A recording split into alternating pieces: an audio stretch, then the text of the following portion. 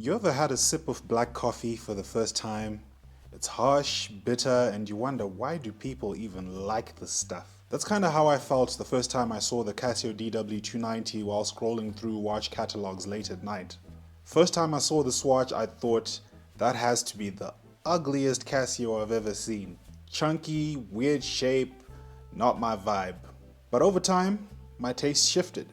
Now this watch feels like black coffee and a late night chill session listening to some Lauryn Hill. Bold, strange, and somehow just right.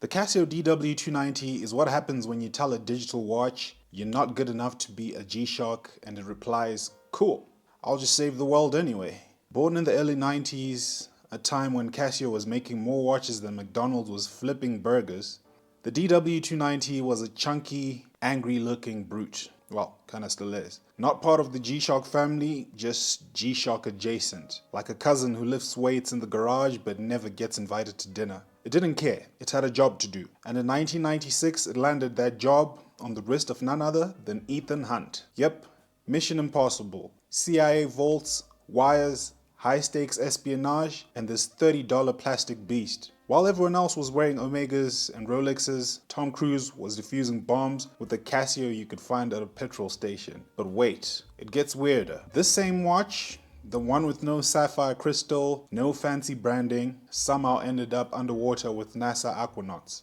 During their Nemo training missions, photos show astronauts wearing the DW-290 while preparing for space, on the ocean floor. Not because it was issued, they just bought it because it worked. Think about that. NASA trained engineers were like, let's not risk the $500 dive computer, grab the Casio. And just when you think it can't get more serious, Robert Mueller, former FBI director, wore the DW-290 on the inside of his wrist, which is either a tactical flex or the most intense dad move in government history. Probably both. Think about how much faith you need in a $30 digital watch to let it ride shotgun through terrorism briefings and Senate hearings.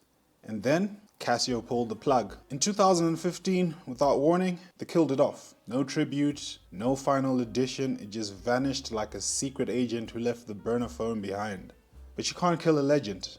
I'm guessing they made quite a few of these because you can still find it here and there, new or used. It's not flashy, it's not luxurious, but if the apocalypse ever hits, it's the DW-290 you want on your wrist, not your Apple Watch. The DW-290 has that old school diver helmet aesthetic. Chunky, sealed, and serious. Like it was designed to survive pressure. Literal and metaphorical. Strap it on and it doesn't feel like beachwear. It feels like you're suiting up for a cold dive into the unknown. This isn't yacht club gear, this is bathyscaphe drip. Let's break it down. The case is made of classic Casio resin. Plastic, but not your average brittle toy grade stuff. This is that hard, rugged formula built to bounce, not crack. The buttons, stainless steel, smaller ones at the top and thicker ones at the bottom. They pop out noticeably, more than most G-Shocks, which makes them easy to press with gloves or cold fingers. Except for one, the adjust button. That one's recessed deep inside a little square, like Casio is daring you to try and mess with your settings by mistake. This is G-Shock levels of protection. Flip it around and you get a stainless steel case back, screwed down at each corner. The strap, resin again. It's flexible and functional. The keeper and buckle are both plastic. Rate reduction is the name of the game, and cost. Let's be honest. Up front, you've got mineral glass, and that layout is classic Casio digital, but with attitude. You get this outer red line around the glass that has this G-Shock vibe going on. Across the bottom, the words electroluminescent backlight, like it's proud to still be rocking tech from the 90s. Because it is. There are also these raised barrel-like bumps near the top two buttons. They're not there for decoration. They're guide markers helping you feel your way in the dark or while disarming a nuke. You know, the usual. Compared to a G-Shock GWM 5610U, the buttons on the DW-290 stick out more. They're chunkier, more tactile, but again, that adjust button, it's hiding in a bunker. If the G-Shock is a katana, the DW-290 is a rusty crowbar. Still deadly, just a lot less polished. Let's get nerdy for a second. It's 50.6 millimeters from lug to lug, 46.8 millimeters wide, and 14.3 millimeters thick. It's a feather light 56 grams. You'll never forget it's there until you remember how tough it is. It's rated to 200 meters or 20 bar. You could swim, snorkel, even free dive with this, no sweat. The watch uses a CR 2016 cell with about a 2-year lifespan. Cheap, replaceable, and zero fuss. Lug width is 19 millimeters, and unlike G-Shocks, you don't need to use third-party adapters. Just find a strap that fits, you're good to go. Under the hood, you've got Casio's 3229 module. It's not fancy or flashy, it's just a digital workhorse that will show up for decades. Here's what I like about it. Simple stuff that actually makes a difference. The backlight, electroluminescent soft blue. Keep your finger on that button and the light stays on until you say so. No timeouts, no tantrums, just obedience. When the hourly signal is turned on, the backlight flashes with a beep, which is completely unnecessary but still a cool feature which I have on my G-Shock DW-5600UE, and this but not on my GWM-5610U, which is a bit frustrating. And when you're using the stopwatch or timer, you can still see the current time up top. It's a small detail, but once you've had it, going back feels wrong. The layout is clean and intuitive. It looks like it was designed by someone who actually used digital watches, not someone who designs interfaces in a spreadsheet. You get a 1/100 second stopwatch, countdown timer, daily alarm with hourly chime, flash alert, the backlight pulses when the alarm rings, auto calendar up to the year 2099, and accuracy of plus or minus 15 seconds per month. Not atomic, but you're not timing satellite launches. It's not overstuffed with gimmicks, it's just the right balance of set it and forget it, mixed with, oh wow, that's actually useful.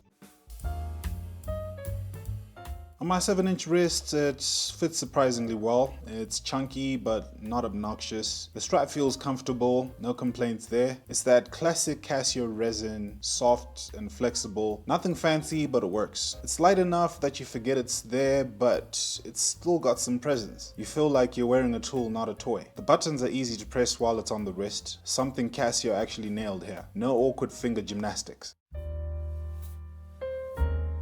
It's built like a tank. Chunky resin case, 200-meter water resistance, and stainless steel buttons. It was made to survive rough use, Mission Impossible level scenarios, and probably your toddler too. It's not a G-Shock, but it punches in the same weight class. Practical features that actually matter. The electroluminescent backlight that stays on when held, flash alert, real-time clock during stopwatch and the timer, intuitive screen layout, all small things that make daily use feel smart and intentional. Retro tool watch vibes with cult cred, worn by Tom Cruise in Mission Impossible, by former FBI Director Robert Mueller, and used in NASA training missions. It's a legit sleeper pick with military adjacent style. Nobody will clock it as hype, but the real ones know.